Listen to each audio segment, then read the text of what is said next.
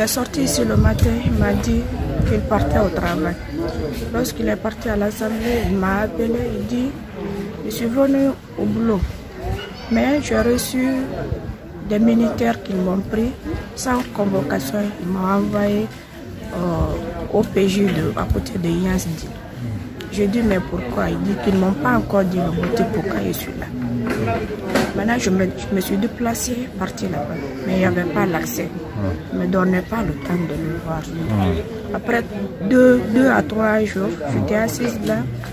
C'est sur les grandes gueules que j'ai appris qu'on est transféré à la maison centrale avec le monsieur qui est quitté en Europe et il était invité ce jour sur l'espace. Les 3 plus son petit, on les a transférés. Chaque fois que je partais, on me disait je n'avais pas l'accès de voir mon mari. C'est entre-temps, comme j'ai insisté à chaque fois que je partais là-bas, je pleurais, j'appelais. Ils m'ont dit, sauf que je pars à la justice, qu'il y a un papier là-bas que je prends pour que je puisse voir mon mari. Et ça fait au moins, ça trouvait que ça fait au moins 4 mois de cela. Je n'avais pas de ces nouvelles. Je ne peux pas le voir. On ne peut pas communiquer. Je ne sais pas il vit ou pas, comment on le maltraite, qu'est-ce qu'il mange. Je ne connais pas. Maintenant, je suis partie à la justice à 7 h. 7 h m'a trouvé à la justice de Dixine. Tribunal de Dixine. J'ai passé toute une journée là-bas. Lorsque j'ai eu l'accès de voir le procureur, il a dit qu'il ne peut pas me délivrer des papiers qui n'est pas autorisé. Roger Bamba était incarcéré depuis le 6 septembre 2020. Répondant à l'appel de quelques cadres du régime complotiste, il est tombé dans leur piège sans jamais imaginer ce qui l'attendait. Un complot savamment préparé et qui aura eu raison de lui, plongeant sa famille et sa formation politique dans la tristesse et l'amertume. Aujourd'hui, l'UFDG pleure. Un militant dévoué et désintéressé, innocent. On lui a dit d'aller voir le secrétaire général de l'Assemblée nationale, partant que c'est une mission. Parce qu'il est employé de l'Assemblée. Bien sûr, lorsqu'en 2013, on a dit à l'UFDG qui venait d'avoir un groupe parlementaire que vous pouvez engager 3 ou 4 personnes. On a mis, bien sûr, Roger parmi la liste des 3 ou 4 personnes qui ont été engagées comme agents de service à l'Assemblée nationale. Convoqué par le secrétaire général de l'Assemblée, disponible, pensant que c'est pour lui confier une petite mission, une commission, il s'est présenté. Le monsieur a appelé la police. On a procédé à l'arrestation arbitraire de Bamba. Lansana Kouyaté, cela a toujours été comme ça depuis 2010. Ce n'est pas un fait nouveau. Nous voulons un pays normal, là où la justice est saisie et que la sentence puisse intervenir. Ce n'est pas le cas en Guinée. Pour le décès de Roger Bamba et autres, la justice n'a apporté que l'obscurité au lieu de la lumière.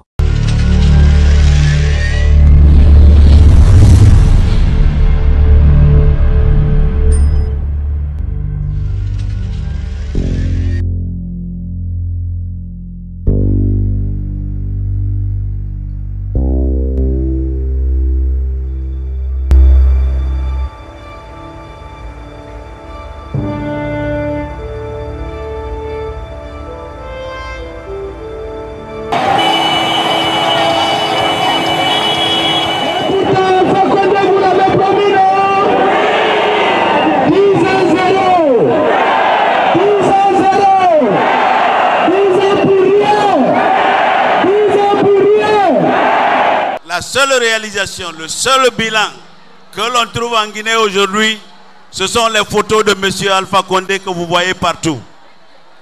Ce régime a échoué sur toute la ligne. On ne peut pas me montrer une seule université qui a été construite, un seul hôpital qui a été construit, un seul kilomètre de route, en tout cas fait à l'initiative du gouvernement. On me parle de la route de Beila. Enlevez ça du bilan parce que c'est Rio Tinto qui a fait ce travail.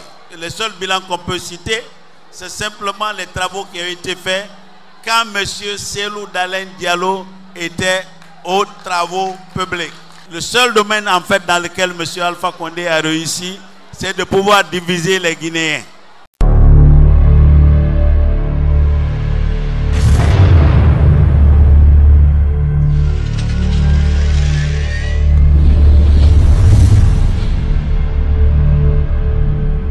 Moi, je suis Roger Bamba, membre du comité national des jeunes de l'IFDG, en mission de supervision du processus électoral à Zéro-Corée, principalement. Les affrontements entre les militants de votre parti et ceux du RPG Arc-en-Ciel, quelle est votre impression? Vraiment, c'est un sentiment de regret, de déception et de désolation, parce que on a toujours fait comprendre à la Guinée forestière que c'est une zone de tension, une zone à haut risque. Mais personnellement, j'ai compris qu'il y a quelque chose qui ne va pas et peut-être que les dispositions ne sont pas prises à temps réel. Et ce qui m'a beaucoup... J'ai assisté à la réunion convoquée par M. le Préfet en tant que membre de mon parti. J'ai représenté mon parti, mais ce qui m'a un peu déçu, c'est que le préfet ne nous a pas dit réellement qu'est-ce qui a causé les affrontements d'hier. On ne peut pas soigner la plaie en surface. Il devait nous dire qu'est-ce qui a causé l'affrontement d'hier. Parce que tous les leaders sont passés à Zéro-Corée, tour à tour. L'IFDG est venu, l'IFDG a rempli la place des martyrs jusqu'à la préfecture. Il n'y a pas eu d'affrontement, il n'y a pas eu de terreur, il n'y a pas eu de heurts. Mais qu'est-ce qui a causé? Il devait avoir le courage de nous dire que vraiment hier, ce qui a fait le débordement, c'est ça. Parce que nous, selon ce que nous on a appris, c'est que les militants du RPG Arc-en-Ciel sont partis empêcher les autres de fermer les boutiques et les magasins. Et pourtant, tous les leaders sont passés, personne n'a été inquiété, personne n'a demandé à quelqu'un de fermer ses boutiques et ses magasins. Alors nous, en tant que parti politique, représentants de l'IFDG, nous avons compris qu'il y a une main noire derrière cet affrontement. Ça, c'était causé, et c'est principalement par le parti au pouvoir. Parce que ça, on ne peut pas accepter que les militants, des simples militants, viennent donner des ordres à la place du préfet ou bien à la place des autorités de l'État. Ça, c'est inconcevable, ça. Donc, vraiment, je suis d'origine de la Guinée forestière. Je suis là, actuellement, ça s'est passé devant moi, mais je suis déçu par rapport aux agissements de l'autorité et même l'autorité supérieure. Parce que le président de la République était là pendant que ces affrontements-là se passent dans les quartiers. Il a fait son meeting paisiblement, il n'a pas fait une déclaration par rapport à ces événements-là. Et ça, nous voyons que ça, c'est un événement, c'est un comportement vraiment que nous recevons ça avec beaucoup de regrets. Parce que les gens ont perdu des biens, des bâtiments sont détruits, des gens sont blessés avec des balles réelles. Et le préfet m'a dit devant tout le monde que il y a eu 29 personnes qui ont été touchées par les balles. Et les autorités là nous disent ça. Est-ce que qui a été à la base de ces tirs de balles réelles? Ils sont à quel niveau? Quelles sont les dispositions qui sont prises? C'est ce que nous, vraiment, je voulais entendre du côté du préfet. Et qui a causé ces problèmes-là? Il faut qu'on essaie, on a le courage de dire la vérité chaque fois qu'il y a des problèmes à Zéro-Corée. On ne dit pas que vraiment ici c'est comme ça. Il faut qu'on dise la vérité. Il est 15h30, heure de Conakry, lorsque l'avion transportant le président Cellou Dalein Diallo a atterri sur le tarmac de l'aéroport de Bessia. Les partisans de l'alternance sont venus en grand nombre pour accueillir leur leader. De l'aéroport à son domicile de Dixine, en passant par Bambeto et Amdalaï, il était difficile de se frayer un passage. Militants, sympathisants et autres curieux, arborant la plupart les couleurs du parti, le vert et blanc, ont réservé un accueil triomphal à leur champion. Une véritable marée humaine décorait les artères sillonnées pour la circonstance. Les militants et sympathisants du parti sont fermes. Ils sont déterminés à conduire Cellou à la magistrature suprême du pays.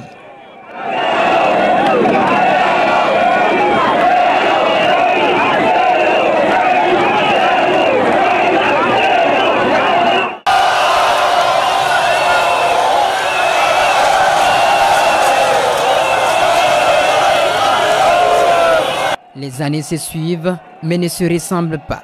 2010 n'est pas 2020. L'histoire ne va pas se reproduire.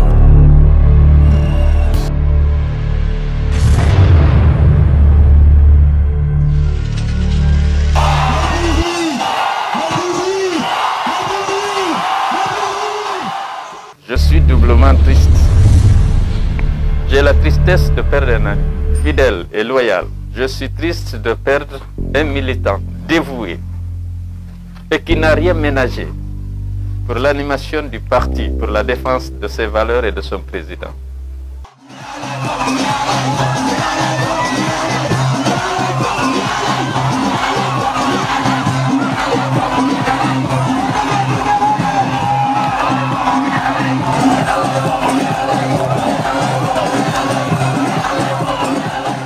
À 3 semaines de l'élection présidentielle, Cellou Dalein Diallo n'a qu'un seul objectif, battre Alpha Condé dans les urnes en l'empêchant de briguer un 3e mandat.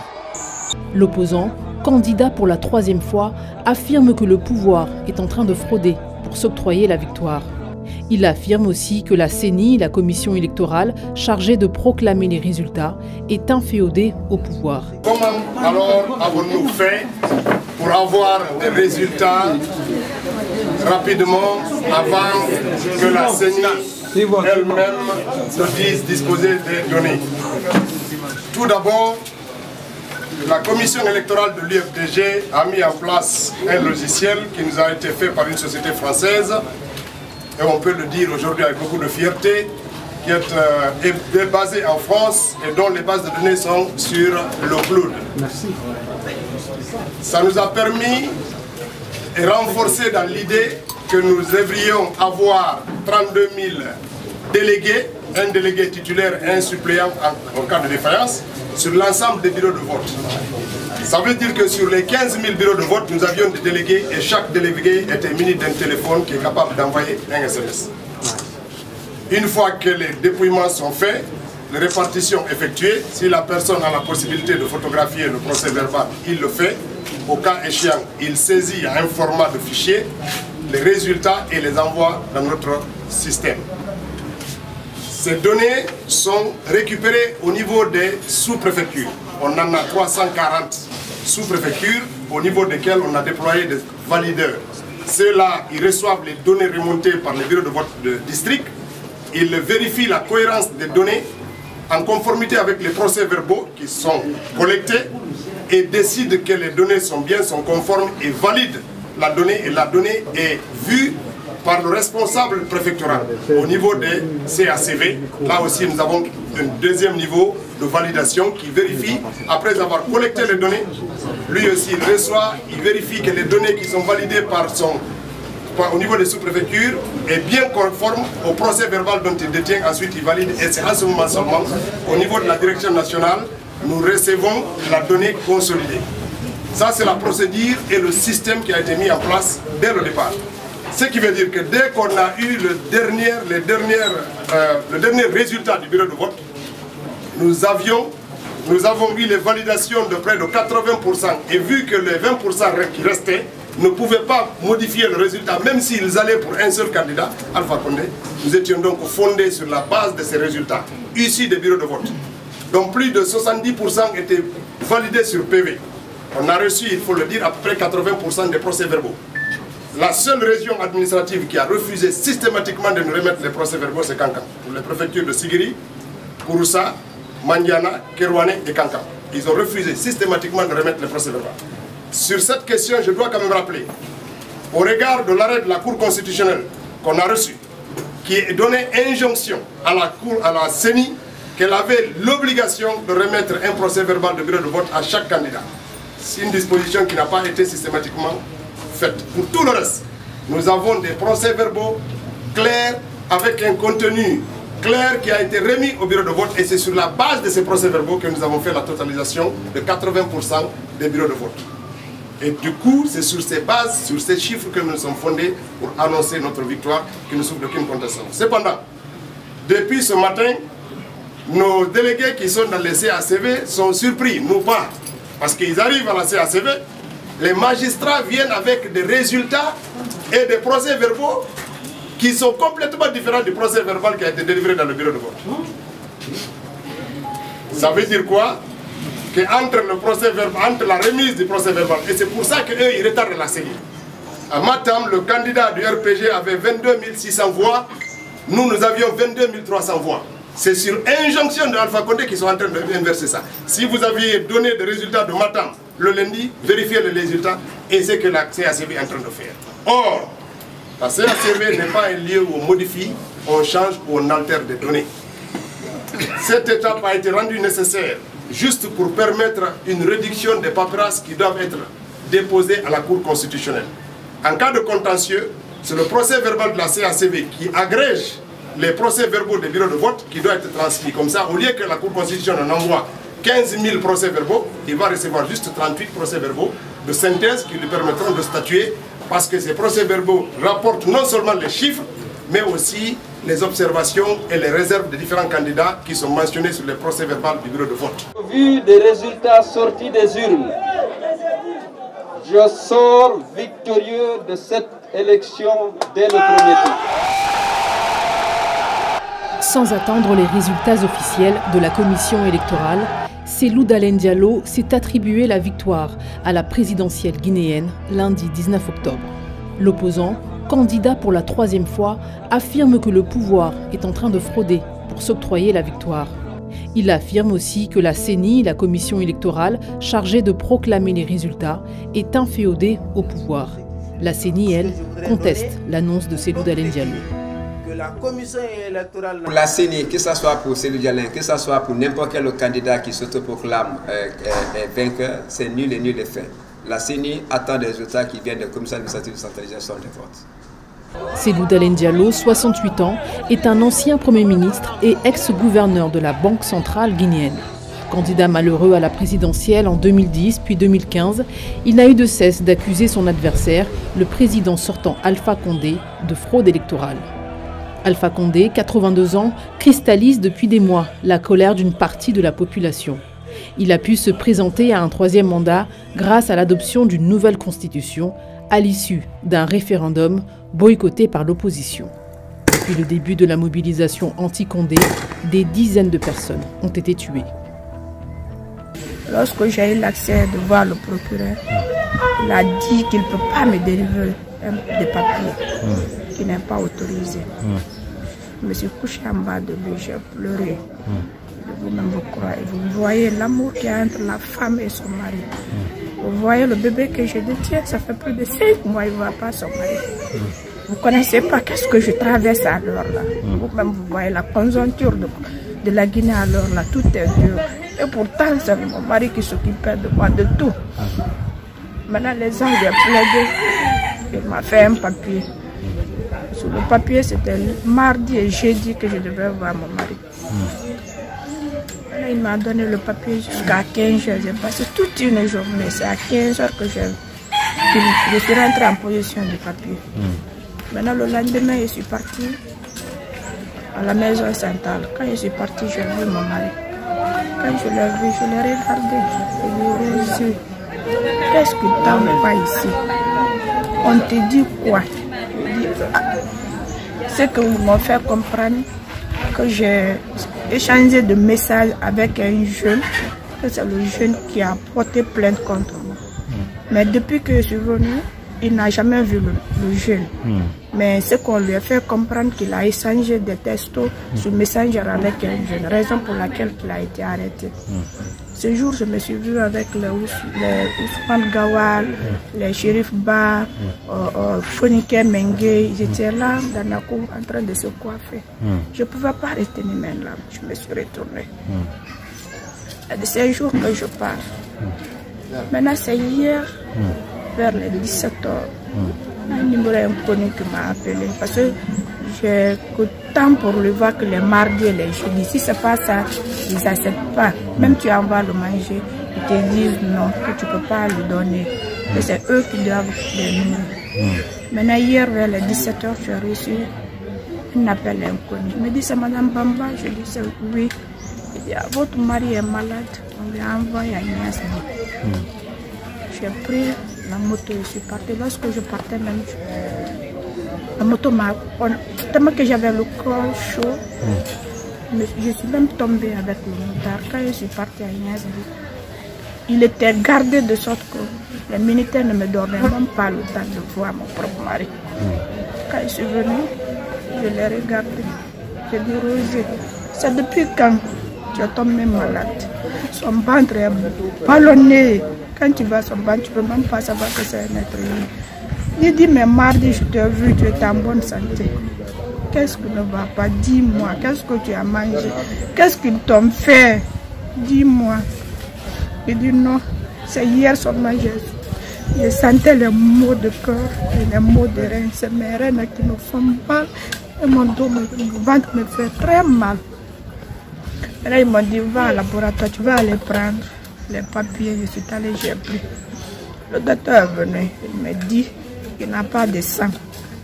Qu'il n'a pas de sang, je n'ai pas de moyens. Je suis diplômée sans emploi. Mes parents sont à Zérékori, il n'y a personne. J'ai appelé la femme de Dalai. Je lui ai dit, mon mari est malade, il a abandonné ici. Et le corps ne veut même pas que je le touche. Mais on me dit qu'il n'y a pas de sang. Il me dit, ah ouais, je vais envoyer un jeune. Tu vas partir avec lui, vous allez acheter le sang. Nous sommes partis, on a acheté. Quand je suis venu, il se dit, quand tu vois son corps, on dirait quelqu'un qui utilisait les produits. Quoi. Tout ton corps était devenu maintenant jaune. C'était plus noir, c'est jaune, son ventre là, ballonné. Il me dit, pourquoi tu n'as pas envoyé l'enfant? Je dis, mais l'état que tu m'as appelé, je ne pouvais pas mettre l'enfant sur mon dos envoyer ici. Je dis, mais Roger, 6 mois, tu as mangé quoi? Il dit, ah, je n'ai rien mangé. C'est mon ventre et mon dos là. Je sens la douleur, surtout mon dos me fait très mal. Maintenant, jusqu'à la nuit, j'ai appelé l'infirmier. L'infirmier me dit, ah, le sang que vous avez envoyé, c'est coagulé. Il faut qu'on mette après 1 heure. Si ça serait un peu chaud, je vais placer. J'ai dit, mais il se plaint trop de la douleur. Quelques minutes après, il m'a regardé. Il dit, va, tu m'achètes de la glace. Ce n'est plus mon dos ni mon ventre. Mais c'est mon corps là qui est chaud maintenant. Envoie la glace, tu me mets sur mon corps. Il faut masser ma tête. Ma tête aussi, c'est chaud. J'ai dit, mais Roger, dis-moi. Ce qui était dans ton ventre, comment dans 1 heure de temps, ça montait encore sur ton corps. Le militaire qui était là-bas, il me dit, madame, et nous on a faim, donne-nous de l'argent, on va manger. Je dis, là vous me voyez, je suis seule ici, il n'y a personne. Comme ils ont insisté, je les ai donné 20 000. Les militaires? Les militaires, je les ai donné 20 000. Maintenant quand je veux rentrer, le docteur me dit, non, sors. Il faut que je le visite, sors là-bas, sors. Je suis restée dehors, maintenant il a crié. Il dit, viens, je te dis de venir. Je suis rentrée, il dit, il y a quoi? C'est mon corps là, je ne peux plus. Mon corps est chaud. Son ventre est ballonné. On dirait quelqu'un qui a fait au moins 1 semaine dans une maladie. À 0 heure, il a rendu l'âme. Mais je me remets dans la main de Dieu. Si seulement si Dieu est là. Dieu est là pour les hommes, pour les pauvres. Je veux que Dieu fasse la justice pour moi. Parce que je sais. Il y a eu beaucoup de morts en Guinée sans justice. Je sais que mon mari n'aura pas de justice sur cette tête. Mais demain à l'au-delà, mon mari aura la justice. Roger Bamba, qui laisse derrière lui une veuve et 2 petits garçons, meurt dans l'indifférence totale des autorités pour une infraction inexistante et pour laquelle il ne sera jamais jugé. Repos éternel à ce martyr de la démocratie et homme de conviction qui s'est entièrement dévoué à la cause de l'Union des forces démocratiques de Guinée et de ses nobles idéaux.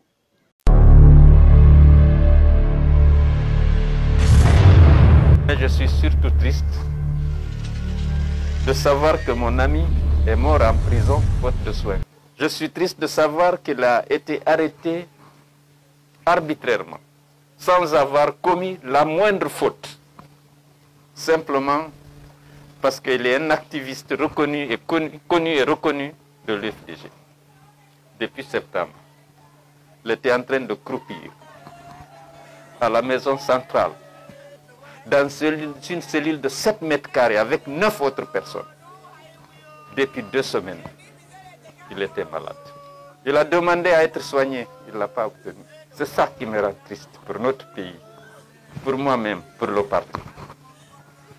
C'est lorsqu'ils sont sentis qu'il était sur le point de mourir, comme ils n'aiment pas que les gens meurent en prison, qu'ils l'ont envoyé à l'hôpital. Et il est mort quelques heures après avoir été transféré à Ignastik. Ma lecture est que jamais on ne saura la vérité sur ces prisonniers politiques décédés. Or, un seul mort est un mort de trop. Question, du respect de la devise guinéenne travail, justice, solidarité? Lansana Kouyaté, le pouvoir doit penser à ce peuple. Penser que ce peuple a besoin de liberté, de solidarité. On oublie que la justice est le deuxième mot-clé dans notre devise. C'est le travail, justice, solidarité. La Guinée a besoin de travail, il faut réfléchir sur comment les Guinéens peuvent se mettre au travail et que le pouvoir puisse s'éloigner de l'injustice quotidienne qui s'exerce sur ceux qui sont aux antipodes des pratiques du gouvernement. La vie appartient à Dieu. Nous sommes tous conscients que nous allons mourir, que nous allons être rappelés à Dieu. Mais les circonstances dans lesquelles Bamba a été quasiment assassiné nous affligent davantage. Je voudrais présenter à son épouse, à ses frères et sœurs, à sa famille, aux notables de Lola ici présents, les condoléances de l'UFDG. Nous sommes tristes. Bamba était respecté, aimé au sein de l'UFDG. C'est tout le parti qui est aujourd'hui en deuil. Je reçois des messages du monde entier. Parce qu'on était si proches. Donc je vais prier son épouse, parce que je sais qu'elle est croyante comme moi, que nous joignons nos prières tous à celles de nombreux admirateurs de Bamba pour le repos de son âme. Nous allons nous concerter, parce que Bamba nous appartient tous, avec la famille, pour organiser ensemble ces obsèques dans les meilleures conditions, parce que les militants de l'UFDG ont envie de lui rendre hommage.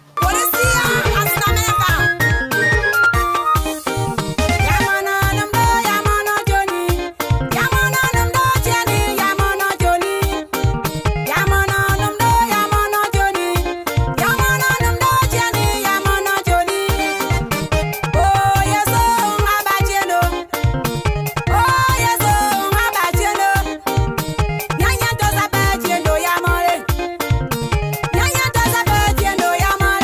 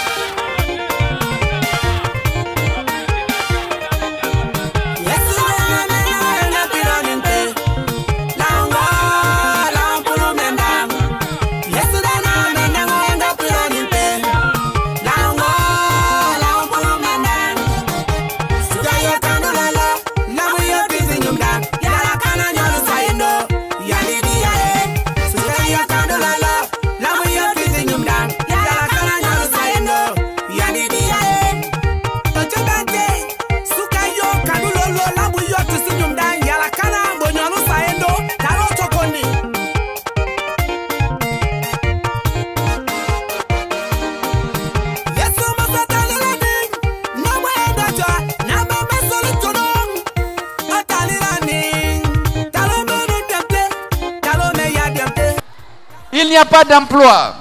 Vous avez beaucoup parmi vous d'enseignants contractuels, avec une situation précaire, avec un salaire insuffisant, sans perspective, puisque vous n'avez pas de contrat à durée indéterminée avec l'État. Cette situation précaire, alors, on l'utilise pour vous demander de voter, on va vous changer votre situation. Il y a eu trop de violence dans notre pays. La réconciliation sera précédée du pardon, de la vérité, de la justice. Parce que ceux qui ont perdu de proches, on doit leur expliquer que c'était un mal. Mais nous allons tous pardonner pour qu'on s'engage dans un nouveau départ. Il faut que les Guinéens se pardonnent. Si je suis président, je demanderai une semaine de prière et de jeûne pour ceux qui peuvent, pour demander pardon à Dieu et pour accepter de se pardonner pour toutes les violences qu'il y a eu dans notre pays. Et vous savez que je suis bien placé pour promouvoir une telle idée. L'UFDG a subi beaucoup de violences, mais il n'y a pas une autre solution que le pardon et la réconciliation. Il n'y aura pas de représailles, parce que les représailles sont source d'injustice qui demanderont à être vengées. Il faudra simplement qu'on fasse le discernement entre le bien et le mal, et qu'on dise que le bien est bien et que le mal est un mal, et qu'on s'engage tous au terme de nos prières, de la semaine de prière et de jeûne, de ne plus faire du mal. C'est lorsque les autorités politiques sont tordues qu'ils instrumentalisent les forces de défense et de sécurité pour atteindre leurs objectifs politiciens. Nos frères en tenue seront formés, équipés davantage, payés davantage pour faire leur mission, leur rôle, uniquement leur rôle, celui de protéger les Guinéens et ne jamais tuer un Guinéen. Le premier droit de l'homme, c'est le droit à la vie. Et lorsqu'il y a une bavure policière, à partir de ce pardon, des enquêtes seront menées et tous ceux qui se rendront coupables de meurtre volontaire ou involontaire seront traduits devant le tribunal. Mais pour le passé, où il y a eu beaucoup de violence, il faudra qu'on se fasse violence s'il y a lieu, pour qu'on accepte, parce que nous sommes des croyants, de pardonner et que la Guinée prenne le chemin de la tolérance, de la confiance, de l'unité, dans la fraternité. Lorsque je serai président, mon frère, le capitaine Dadis, retrouvera la terre de ses ancêtres.